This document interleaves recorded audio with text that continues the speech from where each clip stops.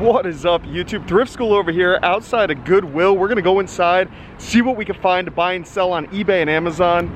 I haven't been here in a while, so hopefully we find some good stuff. Let's go. So here we are inside of the Goodwill. First thing I see is a Nintendo DS in the glass case, priced at $55.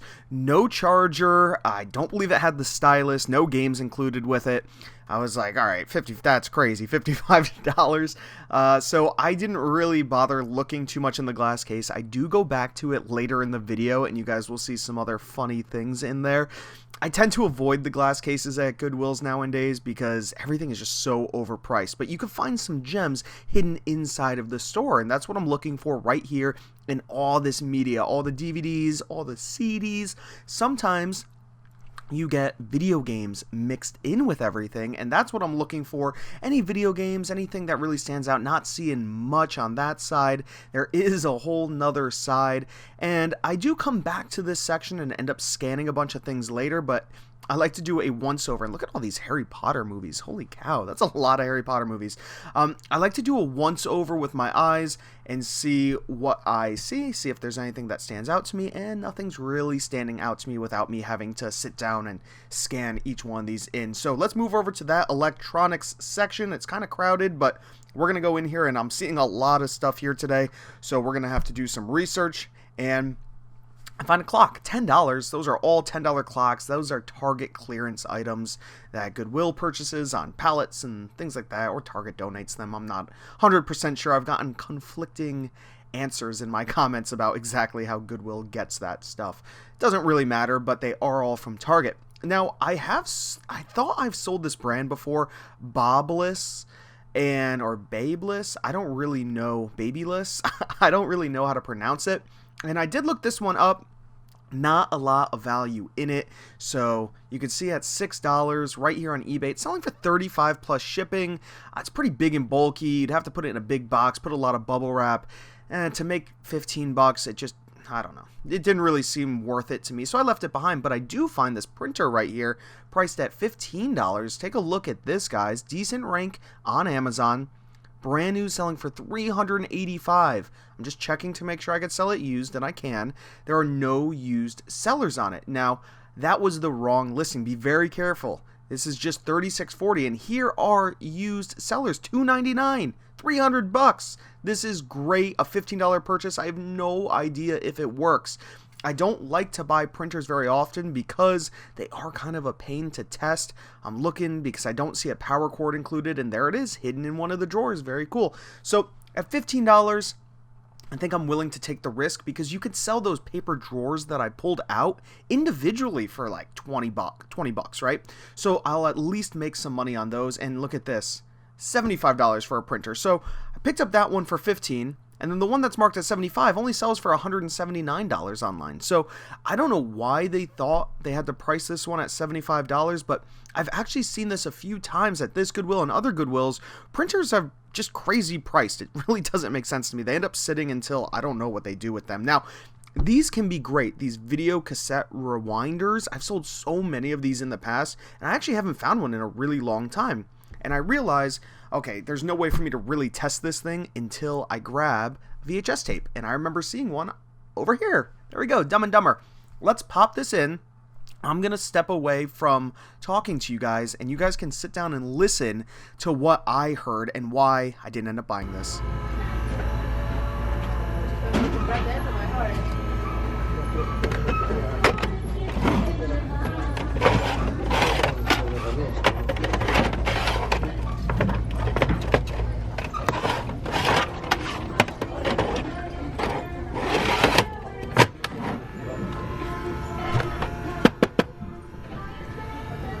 So as you guys saw, the tape wasn't spinning at all, and it was making a weird grinding sound. So left it behind, but I do find an electric pump about an aisle or two down.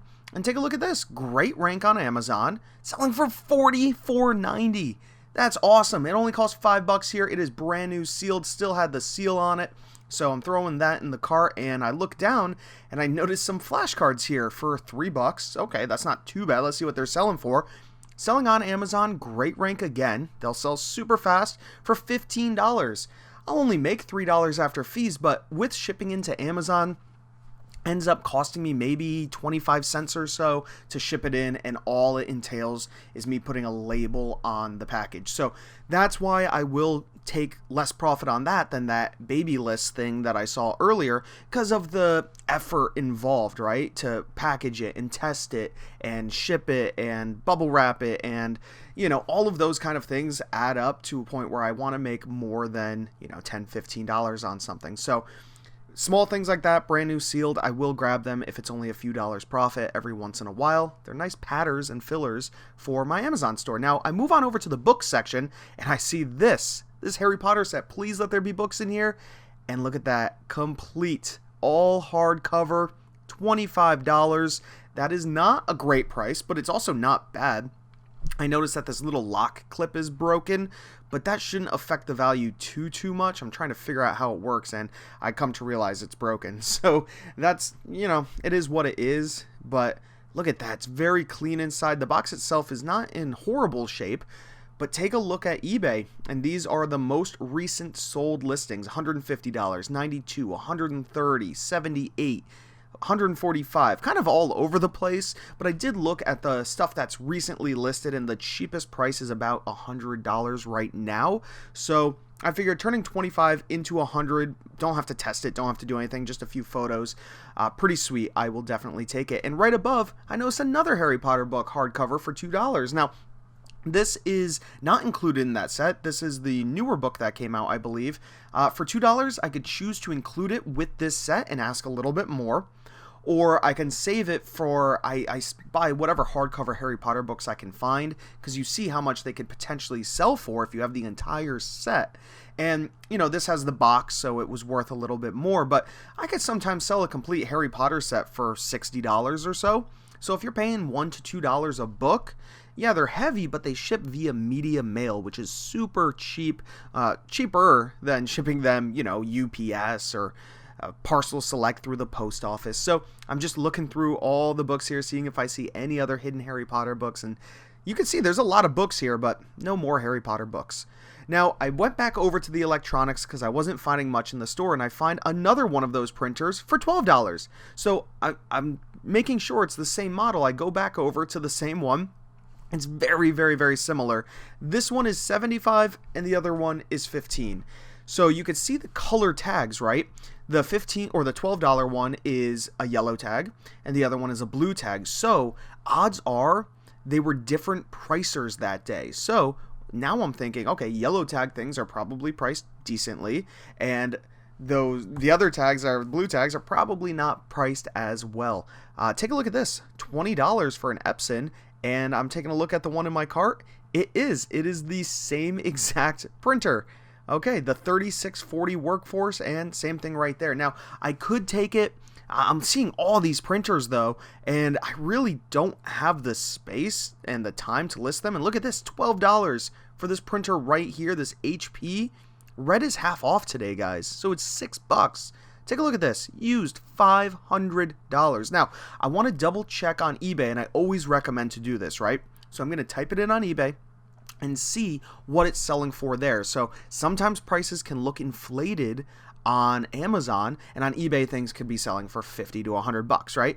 So let's make sure that this actually sells. And look at that, we have lots of sold listings. $300, $400. This is crazy. A few in the $250 range, but it is selling very regularly. So at $6, even if it doesn't work, I can part it out and take a look. We have another printer. I thought that was paint chips, but no, just dust or sawdust or something. Another one of those Epsons, and this one is marked at $30. So not horrible, but take a look. There it is right there. And $379.99. I wanted to take it. Now, it didn't come with the power cord. That power cord on top did not match with it, so there's no way I'd be able to test it. And $30 is, kind of a risk. You can buy the power cord for $6, $7. But look at this. You could part it out. You could take out the paper trays and all these things and sell them for, $15, $20, $25 and make my money back. But do I really want to do that? I already have so many printers to test. What would you guys do? It is selling on Amazon for over $300, but is $30 a worthwhile risk when I already grabbed a few other printers that, if none of them work, I could be out $50, $60, and there could be a reason why they're all at Goodwill. Who knows? I did leave it behind. But what would you guys do? Let me know down below. I found a Wilton cake pan. Haven't found these in a while. I love selling them, but this one specifically, look at that rank. 695,000 in kitchen. That means it's going to take a long time to sell. I'd have to wash it in the sink because I saw a couple of like mold spots or something on it. Decided to leave it behind. If it had a better rank, maybe I would grab it. This was interesting for a second, but as I moved the box, it felt almost empty, so I know nothing was really in it. So I left that behind. I'm just looking on this back shelf here. See a little Samsung camera, kind of cool. 10 megapixel. It's all dented up though. I just left it. Didn't even bother looking into it. Now, I do recommend always looking into Avery items. Avery items can sell really well. These specific ones, they were only marked at 50 cents, but they weren't worth anything. So I left them, but a lot of times they can be worth great money. Now look at this. Right up above, we have a food processor for $4. It's brand new. I did open it up and take a look inside. It is completely brand new in there. And look at this. Great rank in kitchen, selling for $35. I'm going to make over $20 on this thing pretty easily, especially since it's brand new inside the box. I love it. I love to see it. Look at all of these Downy Defy damage controls. It's a shame. There's no Amazon listing for them. And at $4 a piece, they're selling on eBay for about $8, $10 free shipping. There's just no money to be made there. Even if I lotted a few of them up, it's just not really worth the time. So I went back over to the DVDs to do some scanning, and look at this. First thing I find, a Caesar Milan for $22. All the DVDs are marked at $2, so that's not bad. The Language of Dogs, very clean. A couple little scratches, but I do have a disc cleaner at home, so I don't really worry too much. And check this out. This Unadilla motocross race from 2005. I was at this race as a kid, so I think I'm going to buy this DVD and just see if I could find myself in the background. That'd be kind of fun, but you can see they were originally asking $25 at Unadilla, and it's $2 at Goodwill, so I am happy to find that. So what I'm doing here, I'll show you guys exactly how I go about it. I grab a DVD that's brand new, I scan it in, click it on, and take a look. What do we got here? Decent rank selling for $22, but the merchants are coming in at $9. Too much of a difference in price there. I don't think it'll actually sell for $22. It might sell for $12, $13 after fees. The rank's a little high, so I just left it. I'm a little picky with DVDs because I have so many of them in my Amazon store that I really don't want to become over encumbered with them. I really have thousands and thousands of them that I sell online on eBay and Amazon. But what I'm showing you guys here is the Amazon seller app, and take a look at that. That Mommy Dearest, not really worth it, not good. What I'm picking out here is just things I've never seen before. Anything that looks interesting to me. We have a brand new sealed Wii game. Jillian Michaels, I think Michaels, right? Ultimate Fitness. $4. Not super cheap, but we'll scan it in, see what it's going for. And pops up quick on the Amazon app. Selling for $18. Not bad. It's not showing me the gross proceeds. Let's try again. There it is. $10. So I'll make about $6. It has kind of a high rank. I'll leave it for the next reseller. I don't mind too much. And that's nice. I can afford to be a little picky. This might be a great pickup for someone else, but see the merchants are coming in at $10. I don't know. It just didn't seem great for me, but hey, for other people, I'm cool with leaving it behind.